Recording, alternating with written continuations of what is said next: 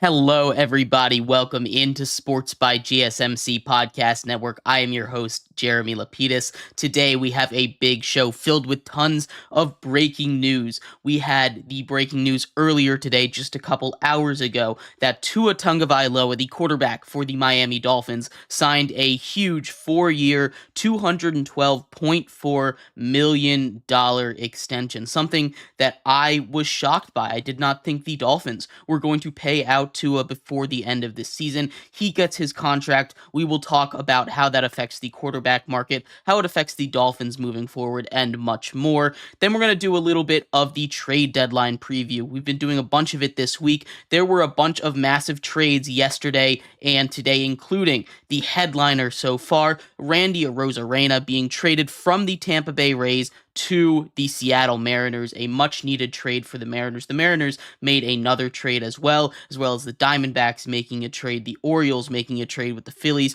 as well with the Rays. We're going to break down all of those moves and any other moves that come in while we are live before we get into the rest of our segments, that being the continued preview of the NFL season. Today, taking a look at the Los Angeles Rams, taking a look at the Arizona Cardinals, finishing up the NFC West. And of course, it is Friday, so we are doing our MLB Power Rankings. It's the first time in 21 days that we have done Power Rankings, so it has been a bit of time. We're going to go over everything, our first post All-Star break. So that's a lot of stuff today, but before we get into all of that, remember, if you would like to be an even bigger part of the show than you already are, all you need to do is go to gsmcpodcast.net. Leave a tip or donation with a message in it. That message should pop up on the bottom of the screen for you, me, and everybody else around the world to see.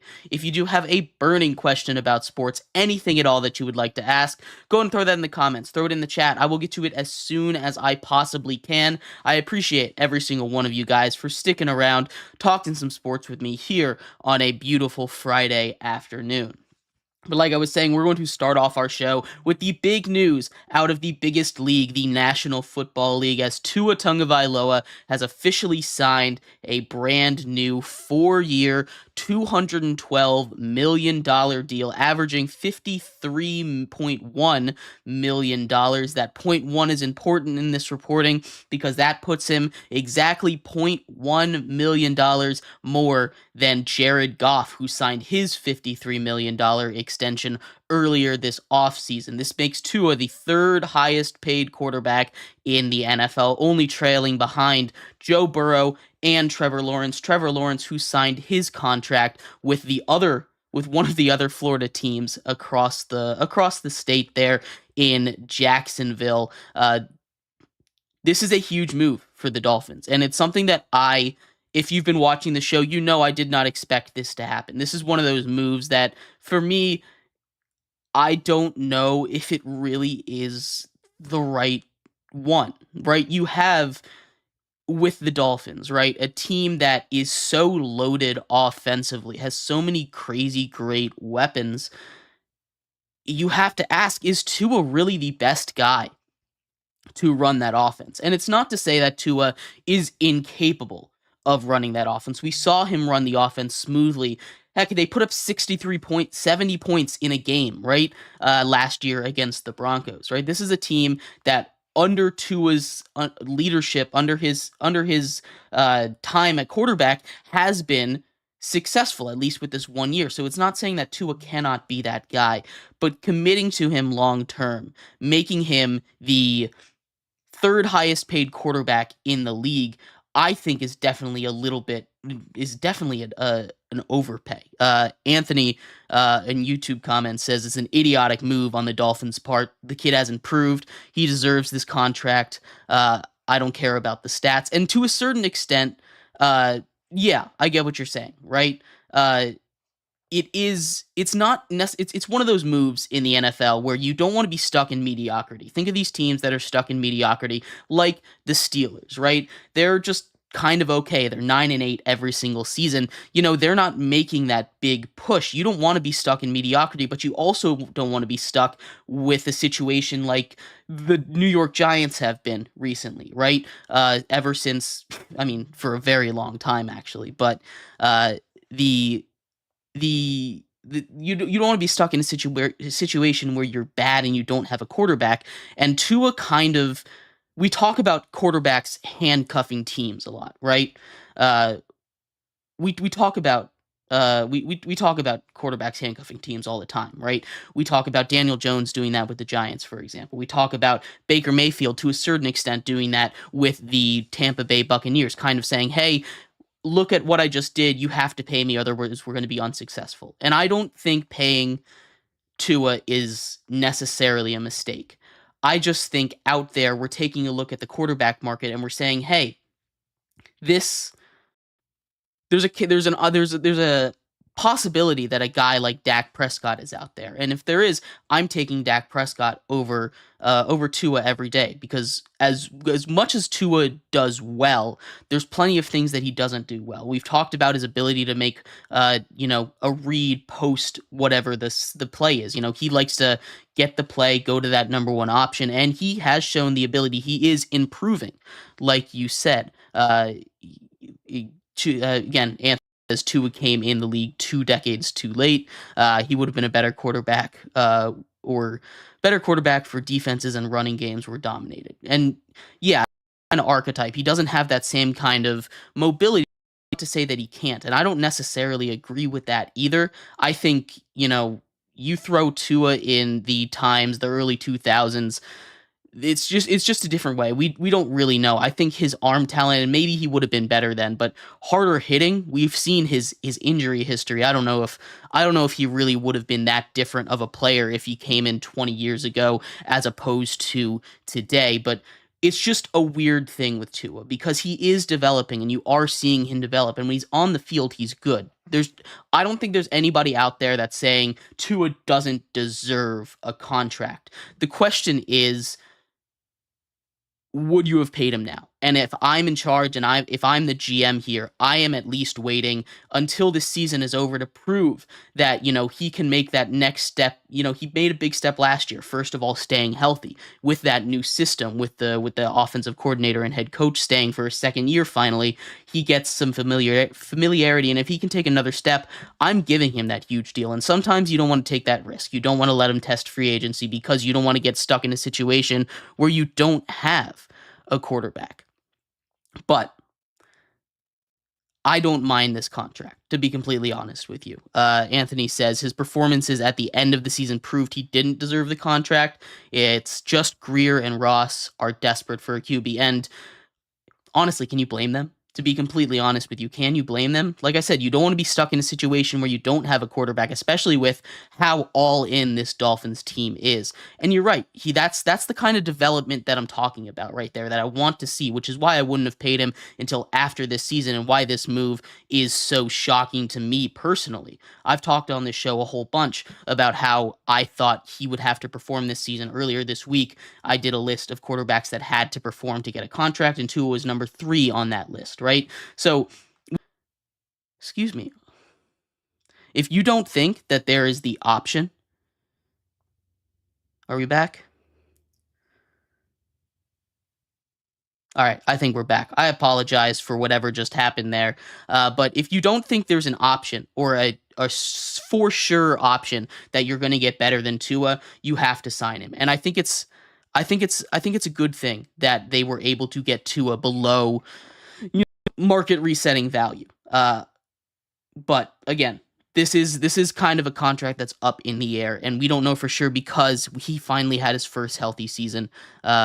One last thing before we move off of it, Anthony says, to be honest, I think McDaniel's scheme is limited with a quarterback like Tua because of his physical limitations.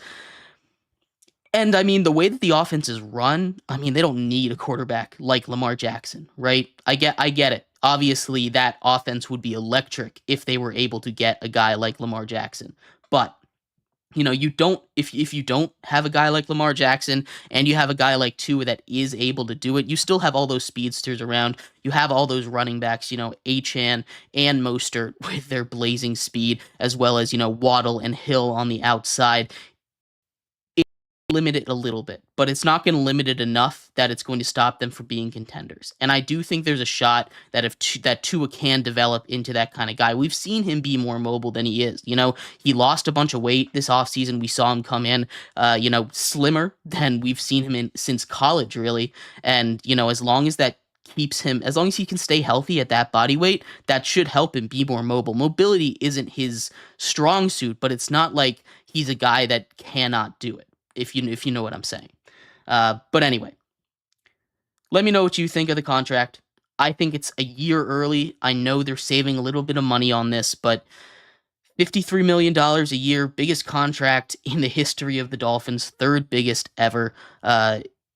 It's interesting. Anthony says, no, I'm not talking about mobility. He's talking about arm strength, and that is, yeah, you're right. That's absolutely a good point, because the arm strength is a bit of a problem, but that's something that you can work around. You can do those crossers with these speedy guys. They don't need to be running straight downfield.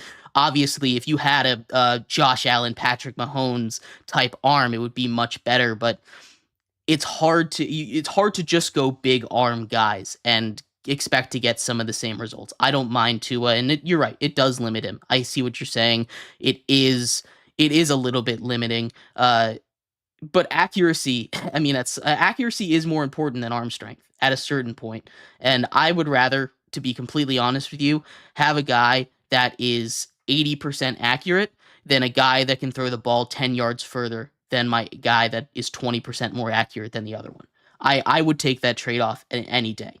And I think that's just, you got to pick your poison with Tua and his accuracy. You got to do it. Would I have paid him 50 million? Probably not. And again, I definitely would have waited until after the season, but I'm not the GM there, and I don't really blame the Dolphins for feeling like they had to make this decision, because you want a quarterback that has the potential to get you to a Super Bowl, and Tua has that potential. We've seen it. If he can just make a little bit of a way, a little bit of an improvement. Uh, all right. Anthony says, "Can you explain to me this delusional way of thinking? The thought that people that say Brock Purdy and Tua are the only quarterbacks smart enough to run the system." I'm not saying that. I don't think this has anything to do with smarts. I really don't. And I think Brock Purdy and Tua are very similar and in very similar situations. I just think they are a really good baseline. We talk about game managers. Tua and Brock Purdy are never going to be elite quarterbacks, right? We're not going to sit here and have this conversation. Are Tua and Brock Purdy the best quarterbacks in the NFL? No, we're not going to have that. But they don't need to be that in the system they're in. And you can always say, oh, if only we had Patrick Mahomes, think of how much better the system would be. There's only one Patrick Mahomes. You can always look up and say, oh, if only we had this, keeping up with the Joneses kind of situation, right? It doesn't mean that Tua is a bad quarterback. It doesn't mean that Brock Purdy is a bad quarterback. You're not going to get that perfect check every single box quarterback. And I think Tua checks enough boxes that the system with Mike McDaniel, and Brock Purdy checks enough boxes that the system with Kyle Shanahan works with them. And that's just my thoughts on there. Obviously, you can improve, but it's a pick your poison. You're not going to get a plus 100% perfect guy for your system every time. And I would rather have 90% of the way there, 85% of the way there, than a shot in the dark that we might get 100%, right? Because there's no guarantee out there. I'm not looking at this class, this free agency class, other than possibly Dak Prescott, and saying, hey, that's a guy that I would 100% take over Tua. And I don't know if Dak's even going to make it to free agency. There's all these there's no one in the draft that the Dolphins will be able to take this season that I think can replace Tua effectively. But anyway, we're going to move off of this topic. We'll circle back to it if you guys have any other questions later on. But we are going to move into some trade deadline talk. There's been lots of stuff going around the MLB. We had 3 or 4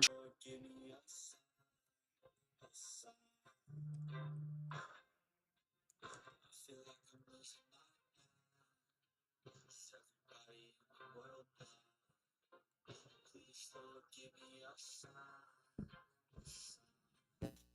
the greatest. Everybody on the face shit. I look around and feel like everybody is the fakest. I'm like this. Every day and I'm inflation. Helping one half blow up in the basement. Statement. The top is so vacant. I'm in this shit that I think is amazing. Waiting for my day when it's laying. Sold out shows for 1,000 faces. Hey, give me that crown. Get in my way and to be put down. It ain't your place. I'll kiss my town. If I want that shit, then I'll get it right now.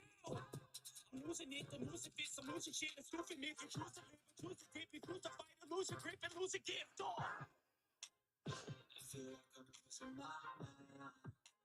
Is everybody in the world now? Please, Lord, give me a sign. A sign. I feel like I'm losing my mind. Is everybody in the world now?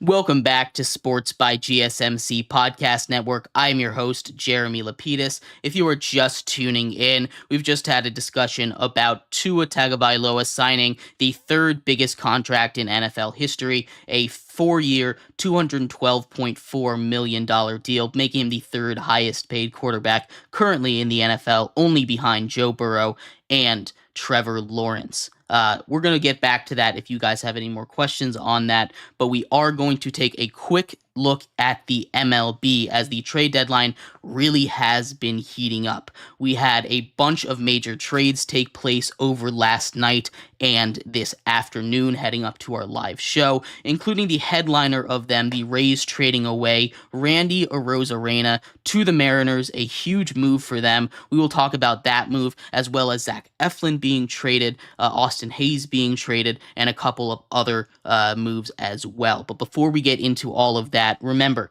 if you would like to be an even bigger part of the show than you already are, all you need to do is go to gsmcpodcast.net. Leave a tip or donation with a message in it. That message should pop up on the bottom of the screen for you, me, and everybody else around the world to see. If you do have a burning question about sports, anything at all that you would like to ask, go and throw it in the comments. Throw it in the chat. I will get to it as soon as I possibly can. I appreciate all of you guys for sticking around, talking some sports with me here on a beautiful Friday afternoon. But like I was saying, we are going to get into a little bit of the MLB real quick as the MLB trade deadline continues to heat up. And the big one, at least so far, has been Randy Arozarena of the Tampa Bay Rays, or I should say formerly of the Tampa Bay Rays, officially being traded to the Seattle Mariners. The Seattle Mariners get what they desperately needed, a bat. If you have been watching the Mariners or been taking a look at some of these, what the Mariners have needed over this trade deadline is bats, right? They have maybe the best pitching staff in baseball, but the offense has been the worst, and especially without Julio Rodriguez being in the picture there, it's super important for the Mariners if they want to continue to be competitive with a surging Astros team. And, the Rangers are starting to catch up there as well, that they go and get bats. They went and made this trade, and it's an interesting spot for the Rays more than the Mariners. Obviously, we understand this from a Mariners point of view. They don't give up too much, honestly. They give up their 12th and 22nd prospect and a player to be named later, or a player to be named last, as Jeff Passan put it there, but it's just prospects. And the Rays are still in this race. The Rays do this all the time. I'm sure they're going to pull some Rays magic on these guys, and they'll be good, but trading away Arozarena is a bit risky. Anthony asks, what are your thoughts on the trade between Arizona and Miami for AJ Puck? AJ Puck is a good reliever, and Arizona needs a lot right now. They mostly need to get healthy. I do like the return for Miami. It's not too much, but you get some promising prospects back in that trade. Miami is a team that needs everything, right? They traded away Luis Arias. They're going to trade everything that isn't bolted down right now. I'm curious how much they get for Jazz Chisholm. He's a guy that I think they could get a good amount for. And they'll be healthier next season. Obviously, their strength is pitching. They get some outfield hitting prospects, which batting. Again, they're kind of like a less developed Mariners situation where, in a perfect world, if Miami is perfectly healthy. They've got a great pitching staff, led by Cy Young winners, and, potential Cy Young winners. But it's not the case right now. Uh, Anthony asked, what team do you think fits with Miami in turn for a trade with Jazz Chisholm and Tanner Scott? There's a lot of guys out there. I think the Yankees might be the one to pull the trigger on that. I know they're saying character concerns, but if you're gonna stop trading for a guy just because of character concerns and you just don't like that he's a loud voice, I understand sometimes character concerns, but this isn't like legal trouble. I like Jazz Chisholm. We've seen the Orioles we've seen the Phillies now trade Sir Anthony Dominguez, a trade. Excuse me. Oh my God. I might have lost here for a second. All right, we're back. All right. I apologize about this. The internet here at my apartment is not going too well. But we're talking about the MLB trade deadline right now. As far as Tanner Scott goes, a team like the Phillies might be interested in him after trading away, Sir Anthony Dominguez in a trade with the Orioles, which was an interesting trade right there. They get an outfielder that they desperately needed, but they trade away. They trade with the Orioles, right? That's a potential World Series matchup in a trade. It's an interesting move. I think it absolutely benefits both. It's not too often that we see major leaguer for major leaguer trades happen in the MLB. It's very exciting when we do see it, and especially with two contenders, that could have storyline potential as we get further and further into the season. I like that for both of their teams, but the Phillies might be in the market for a reliever now that they've traded away Sir Anthony Dominguez. It's definitely an option out there. So there's a lot of different places that in terms of where the guys like Tanner Scott or Jazz Chisholm could go. It's up in the air, but number one is the Yankees for me as far as Jazz Chisholm, and probably the Phillies probably Phillies for Tanner Scott. Maybe the Braves get in on it. I know division trades aren't necessarily the main forte here, but it is that kind of market in the MLB where you don't really know what's going to happen. But anyway, outside of Randy Arozarena, the Rays made another massive trade, again with the Orioles. The Orioles have been active in the trade market, trading for Zach Eflin. Zach Eflin, who coming from the Phillies just a couple seasons ago, he is having a down year. That doesn't mean he can't turn it around, and the Orioles desperately needed starting pitching. They needed a guy after John Means goes down with Tommy John, Kyle Bradish goes down with his injury. They're down two starters, and as they get to the playoffs, those starters are going to be more and more important. That's their big weakness. There's not too many weaknesses with this Orioles team, but they are able, at this point, to go and get a couple of arms. Anthony asks he needs a team that has the best farm system. That's probably the Orioles. The Yankees, I've heard, are willing to talk about their top prospects. You're not going to get top prospects for Tanner Scott and Jazz Chisholm, unfortunately. And it doesn't matter where you go, you're not going to get the top prospects from any of these guys. If you're looking for a team that might give you those top prospects, the Yankees are the most desperate. I know it's not you might be able to, you're probably not going to get their top two guys, but they're the most desperate. They're the one you're probably going to get the most out of in a trade because they are currently nosediving and they need to stop the plug. And if they can get a guy like Jazz who can play infield, play outfield, obviously if Scott and Chisholm go together in the same trade, I don't think you're going to get half the system. I think that's a little ridiculous. I understand fandom and all that stuff, but for the Marlins, yeah, I don't know. The Marlins don't have an awful system themselves. It's just they need a lot of work, and they're probably going to get top 15 guy in a flyer if maybe a top 15, top 25, and a flyer if they package them together, and even that would be a pretty good return for them. But there's a lot of stuff still going on. The trade deadline doesn't end until Tuesday, so we've got a lot of time to figure out where this goes. The last trade that I wanted to touch on before we get into a breakdown of the Arizona Cardinals for the NFL season, I wanted to touch on the Mariners making their second trade of the trade deadline. They traded for reliever Yimi Garcia from the Blue Jays. I've talked a lot about the Blue Jays, how I think they should blow it all up, get rid of guys like Vlad Guerrero, Bo Bichette. I'm sure there's a market for them, but it doesn't seem like they're going to do that. They go half blowing it up here, and they've been pretty bad as far as giving them a rating.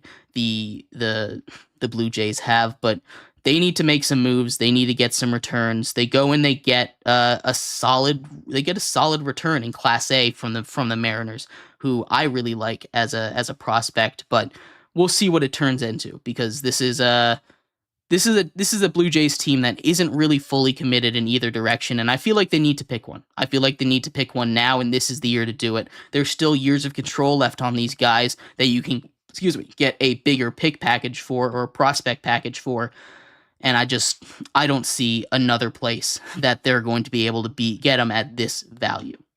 But anyway, we're going to take a quick break. And when we come back, we're going to take a look at the Arizona Cardinals. We're going to talk about their offseason, what they did, give them a grade. Then we'll take another quick break and go game by game, break down their schedule, give them a record prediction. So stick around for all of that. We'll be right back here on Sports by GSMC Podcast Network. Looking for your daily fitness sports talk without having to pay for it? GSMC Sports Network is available on YouTube. Just search GSMC Sports Network. Get your fix of daily sports talk shows on YouTube, absolutely free. NFL, college football, NBA, MLB, MMA, UFC, fantasy football, and so much more. GSMC Sports Network has shows running all day long, with new sports shows starting every 2 hours. Just like on your favorite cable sports channel, except GSMC Sports Network is absolutely free. Just search GSMC Sports Network on YouTube to catch one of your new favorite shows, like the GSMC College Football Podcast, Chip Shot Football Podcast, Hoops and Heels Women's Sports Podcast, GSMC Basketball Podcast, and so many more. Check it out for yourself. GSMC Sports Network, now available on YouTube, absolutely free. Search GSMC Sports Network on YouTube.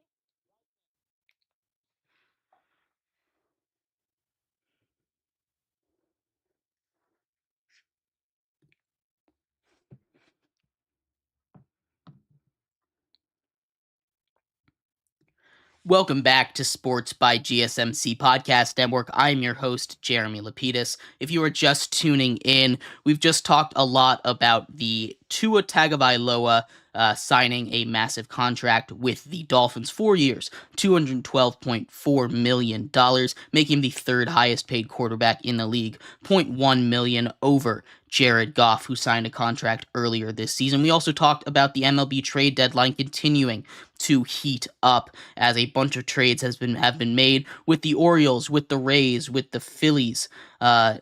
They've been just about everywhere. We're going to take a quick stop away from baseball, go back into the world of the NFL as we continue our series breaking down the offseason and giving a record prediction for every single NFL team, as today our pit stop is the Arizona Cardinals. But before we get into that, remember, if you to be an even bigger part of the show than you already are, all you need to do is go to gsmcpodcast.net.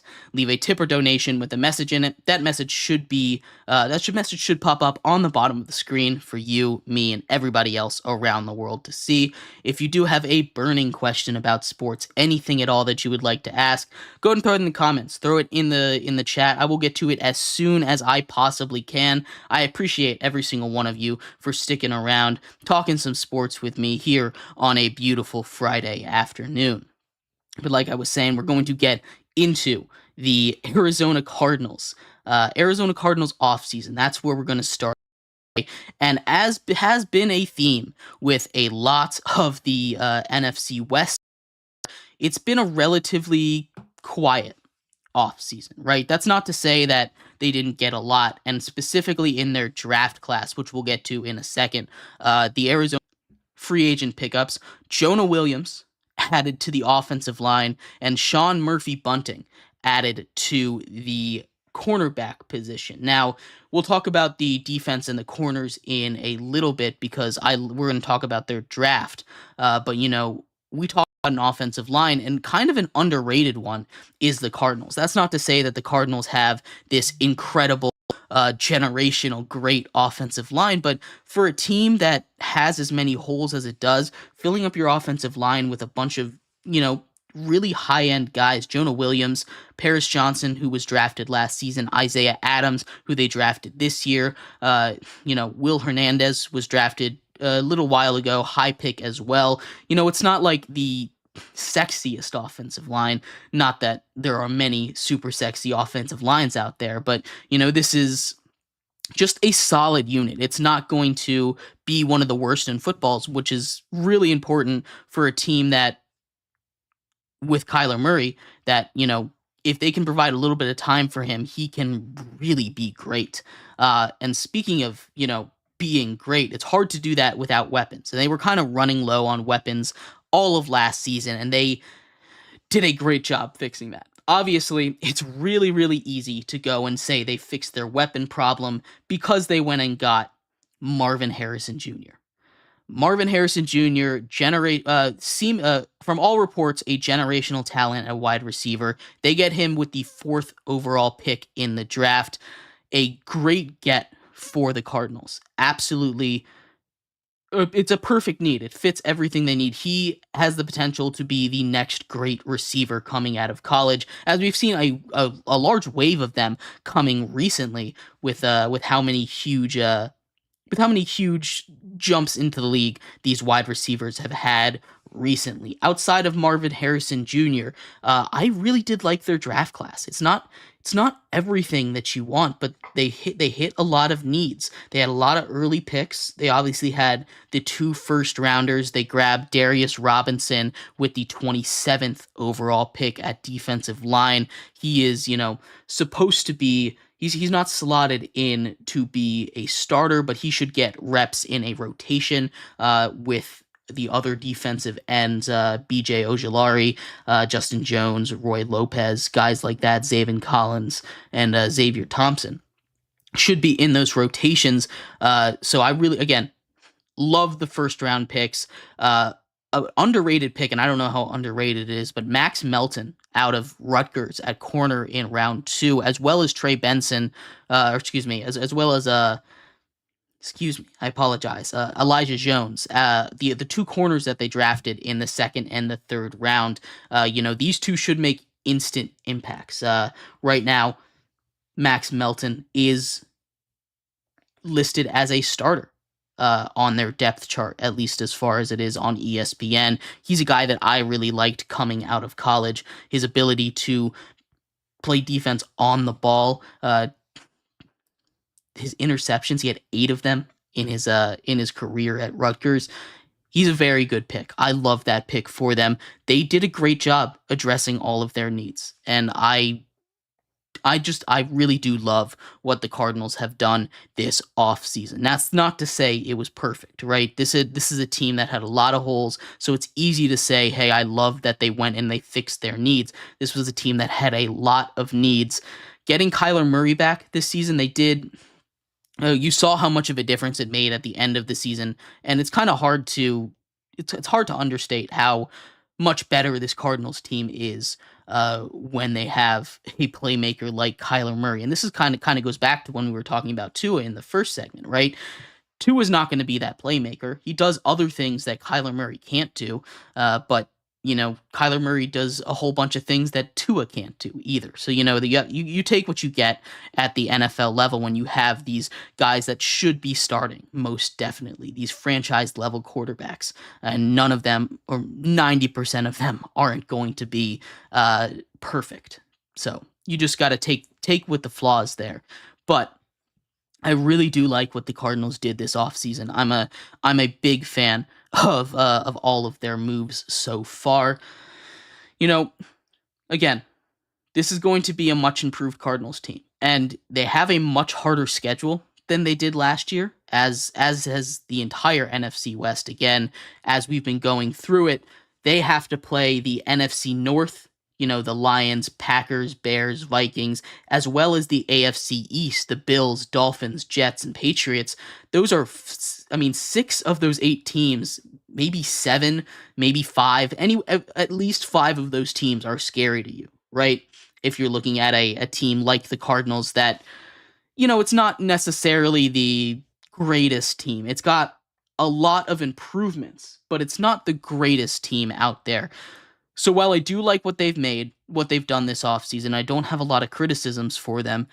It doesn't mean it was perfect. I do like I like the idea of what they're gonna do, right? They still have James Conner there, who he's a really good back. You forget how young he is. He's only 29 right now, so he hasn't hit that, supposed running back cap at age 30.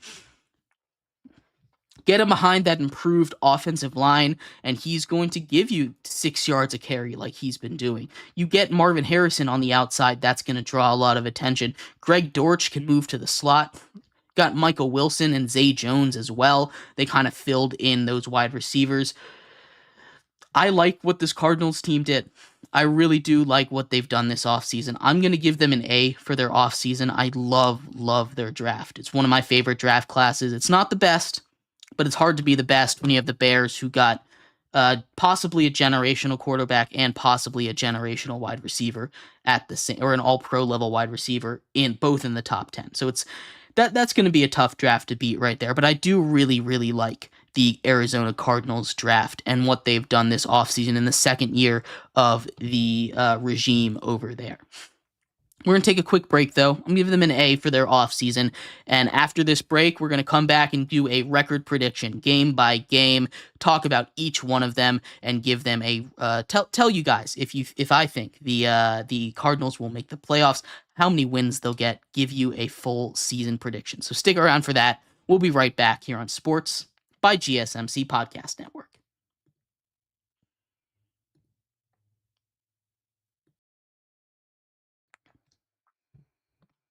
For the best and latest podcasts available anywhere, go to the podcast app on your cell phone and type in GSMC to access free content-rich podcasts on health and wellness, book reviews, sports, entertainment, relationships, social media, movies, technology, finance, and even weird news. Subscribe and download the GSMC Podcast Network's family of shows, available everywhere podcasts are found.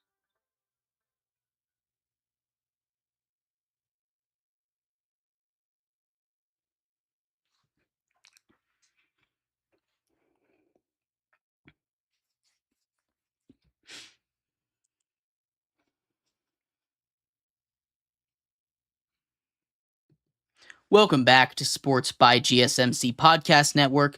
I'm your host, Jeremy Lapidus. If you're just tuning in, we're halfway through. We just took a little break here. We did a little off-season review for the Arizona Cardinals. A lot of it is in their draft. They made some solid pickups in the free agency pool as well, adding Jonah Williams and Sean Murphy-Bunting on the back end to really improve that defense. We'll go through and give them a record prediction in this segment. But before we do, remember that if you would like to be an even bigger part of the show than you already are, all you need to do is go to gsmcpodcast.net.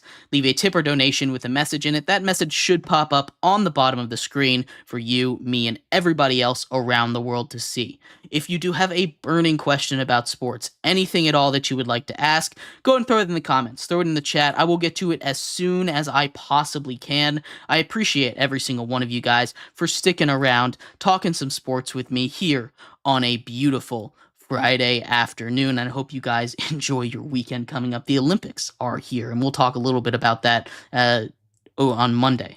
But we are going to finish up our Arizona Cardinals coverage here, going over the season preview. I gave them an A for their offseason. Again, it was just a really solid offseason. They filled a lot of their holes with starting level players. I really do like what they did over the offseason, and especially in the draft. That being said, this is a tough schedule. And it doesn't start easy either. They open up their schedule against the Bills on the road, the Rams at home, the Lions, the Commanders, the 49ers. That's the first 5 weeks. And, there's a winnable game or two in there for them, but you're going up against both the Lions and the 49ers, the two teams that made it to the NFC Championship game last year, as well as the Bills, who are the Bills with Josh Allen and will be fully healthy week 1. The Rams are a division opponent. Not easy. It is at home, but it's a division opponent. And the Commanders, again, I think the Commanders and the Cardinals are very similarly built, actually. So that one should be a really good game, but it's not going to start off good. The Bills on the road week 1, that's a loss, a tough place to play, and just a tough team to run into it to begin your campaign. The Rams at home, I also have them losing. It's not, it's not easy. I mean, even past the 49ers, right? To open up your season with Bills, Rams, Lions, Commanders, 49ers, Packers, Chargers, Dolphins, Bears, Jets, that's all pre-bye. That's one of the toughest schedules there. It's one of the toughest schedules there is, right? If you go back to playoff teams from last year, there's only 4 of your games are against non-playoff teams, and one of those is the Jets, and the Jets are, don't really count because they're getting Aaron Rodgers back. So, this is a really, really tough opponent, tough schedule, at least, especially in the beginning for the first 10 weeks. But a loss to the Bills to open up the season, a loss to the Rams as we head into week 2. Week 3 against the Lions does not get any easier. It is at home, but the Lions, they'll take care of business there. I have them winning in week 3. This Commanders game, like I said, I think these two teams are built really similarly. Mobile quarterbacks. Cliff Kingsbury is now on the coaching staff for the Washington Commanders. I think that might give them the edge. I'm going to give this win to the Commanders as they start 0-4. And again, next game is up against the 49ers. That's 0-5 to start the season. And it's not really for any fault of their own, right? That's about as tough as a 5-game stretch as you can get to open up your season. It doesn't really get any easier though. Then you get a game against the Packers, and I'm going to give them a win here.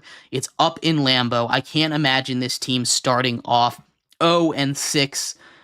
This is a better team than that. It's just a brutal, brutal schedule. Taking that momentum from a win, 1-5 through 6 weeks, they go and take on the Los Angeles Chargers. And as much as I love Justin Herbert, I'm a big Justin Herbert guy, I don't think this team is ready yet. This Cardinals team is better than this Chargers team. They're both in similar development stages, but I am taking the Cardinals here.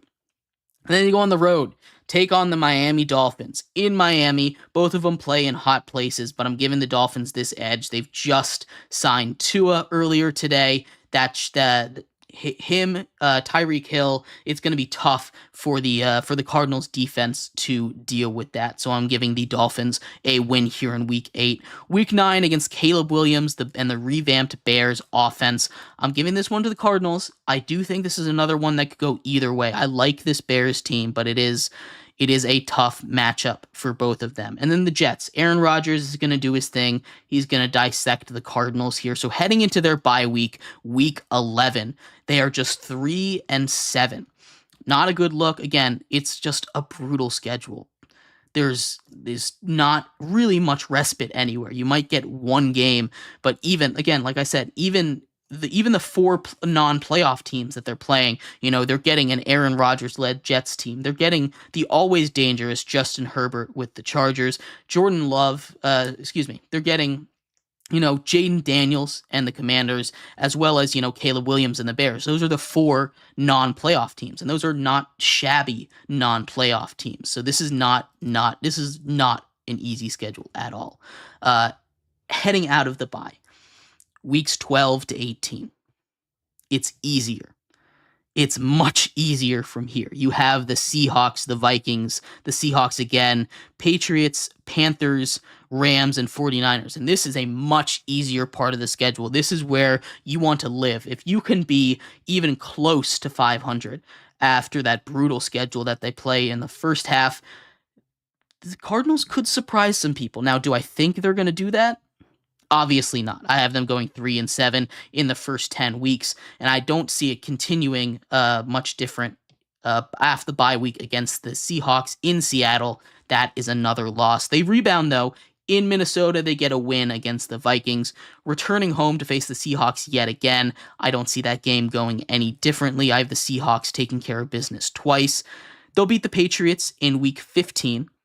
And then the Panthers. This is a game that I gave to the Panthers because I thought the Panthers were a better team. I thought the Panthers deserved a win, right? When I was doing my schedule. This is a game that could go either way, which is why I'm always going to give you a plus minus at the end of my record prediction, but I'm giving the Panthers a win here. They close it out against two division opponents that need to win these games to make the playoffs. I'm giving the Rams a win in week 17, and maybe the 49ers rest some guys, but maybe they're playing for that 1 seed. And that's what I have them doing here right now, playing for that 1 seed, trying to get that 1 seed away from the Lions. Little sneak peek there for you. But that's a loss. I have the Cardinals finishing their season at 5-12. Again, it's a tough schedule. I think this is a team that's better than 5-12. I'm going to give this team anywhere from 5 to 7 wins, 5 to 8 wins. You know, this is a team that could be as good, could be a 500 team. I'm not going to say they're going to be great and going to make the playoffs, but they could be anywhere from a top 5 pick to on the fringe of the playoffs. You know, the outside looking in, just barely missing out on it. And that is a good spot to be if you're the Cardinals. You just have to continue to build on your successes, continue to have good off seasons. Let me know what you think of the Arizona Cardinals. I have them going 5-12. We are going to finish off our show today in our next segment, going over our Friday MLB power rankings. So we have the brand new updated power rankings for you. It's been 21 days since I last did it. I went on vacation. The All-Star break happened. It has been some time. I'm excited to dive back into it with you guys. Come on back for that. We'll be right back after these messages here on Sports by GSMC Podcast Network.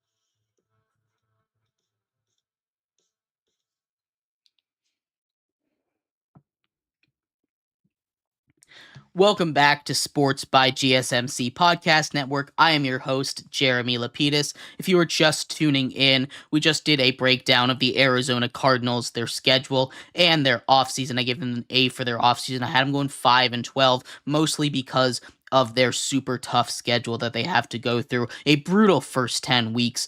We also talked about Tua signing a brand new 4-year, $212.4 million deal, making him the third highest paid player in the NFL, only trailing Trevor Lawrence, who recently signed a deal, and Joe Burrow, inking him with the Dolphins for the long term.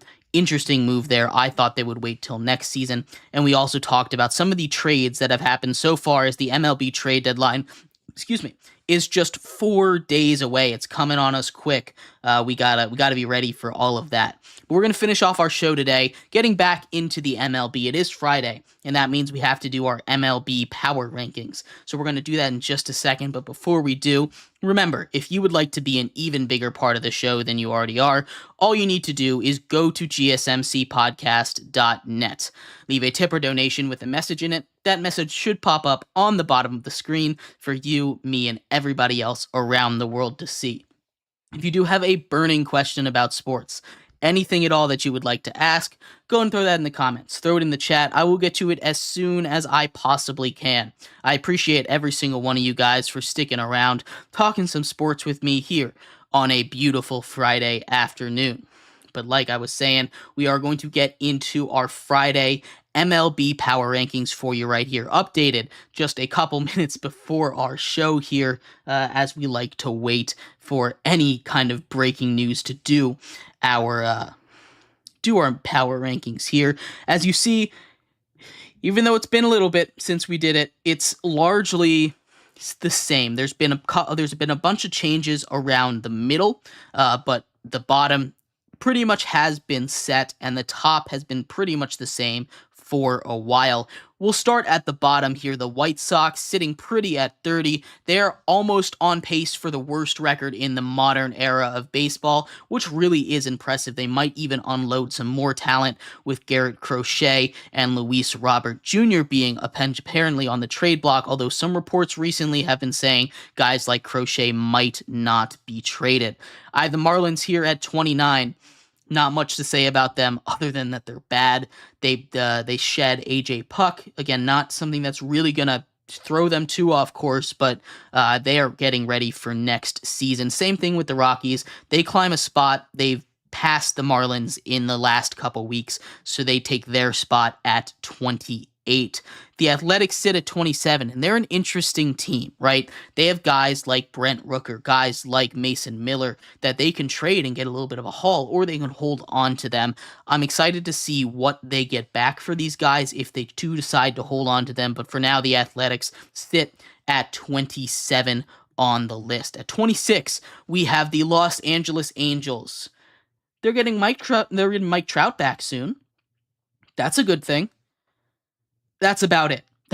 That's going good for them. At 25, we have the Detroit Tigers, and the Tigers are interesting. Lots of reports, hey, maybe they could trade Scooball.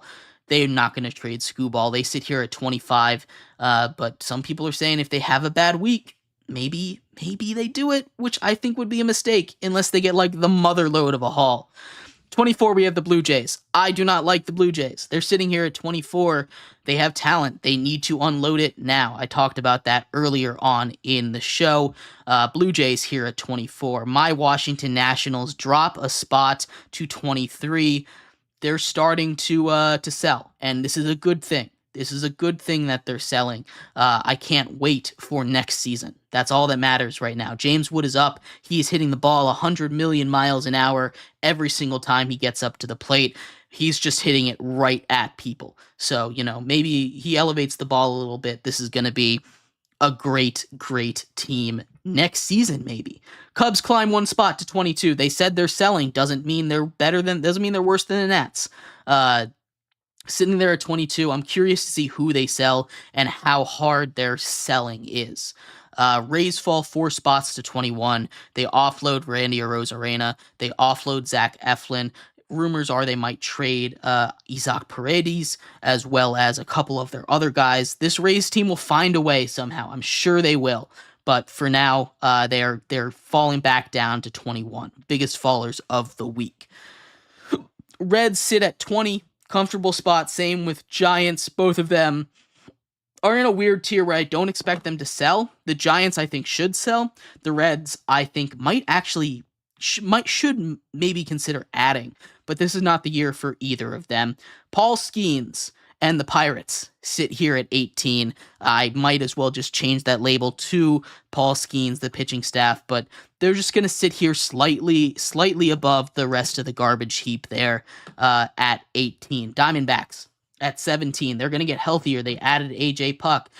This is a team that made it to the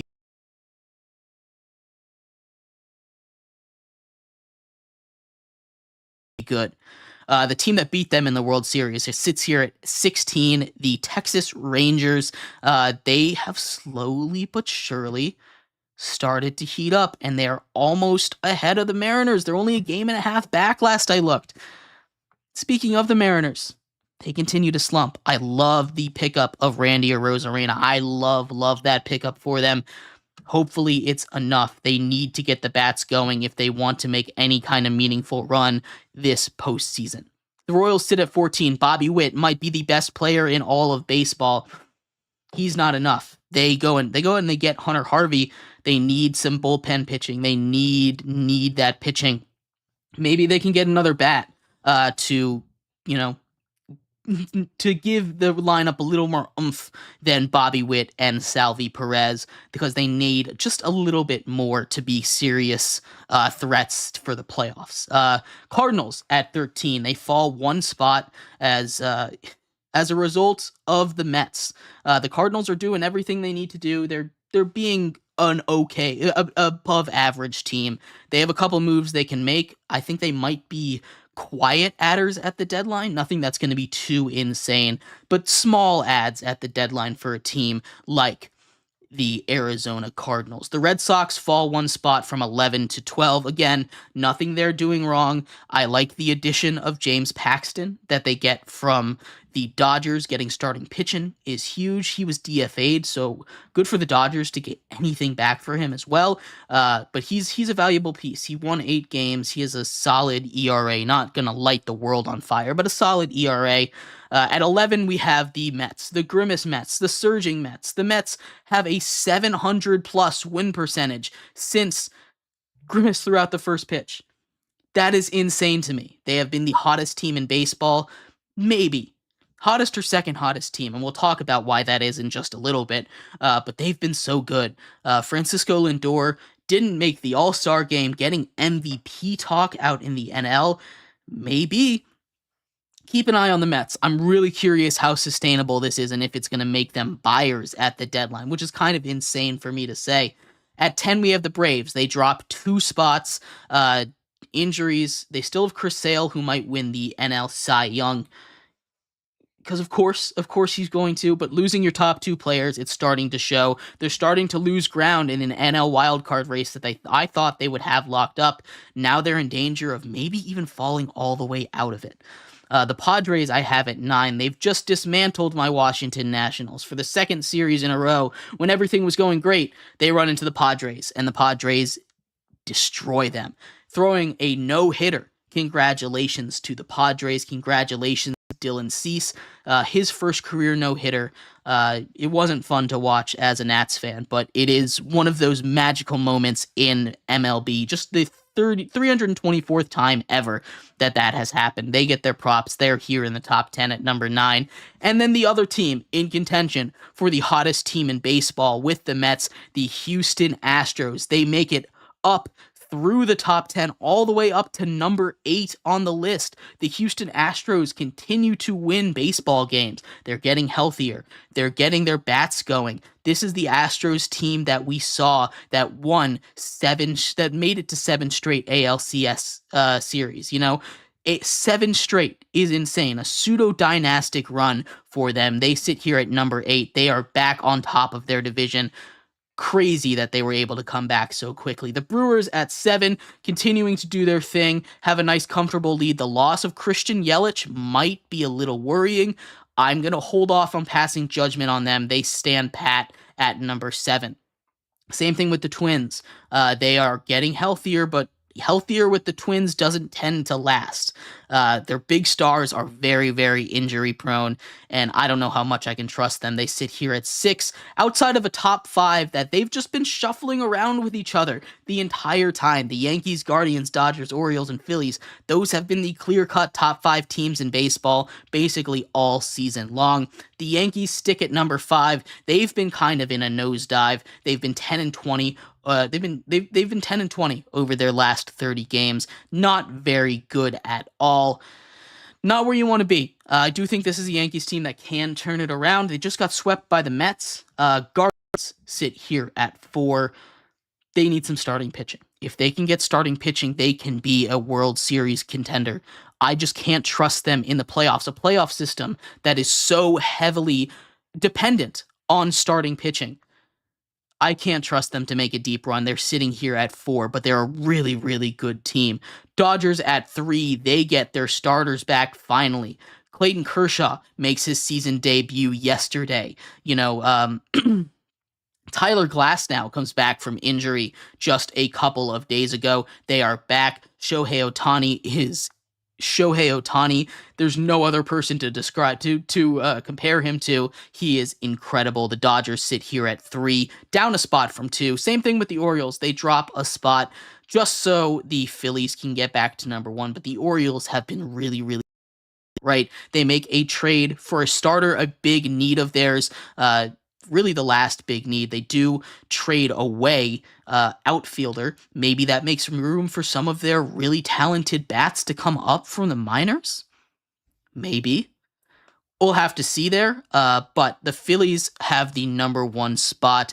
They fix their outfield need, go and get Austin Hayes from the Orioles.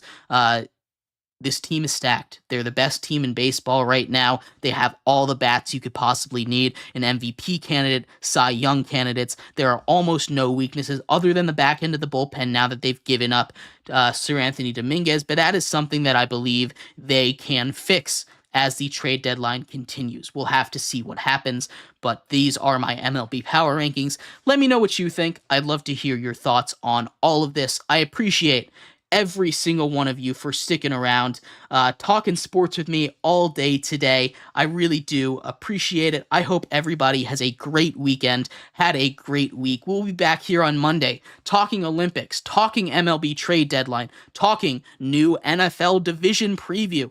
All of that and more. You've been listening to Sports by GSMC Podcast Network. I've been your host, Jeremy Lapidus. I will see you same time, same place on Monday. Have a good one. Bye-bye.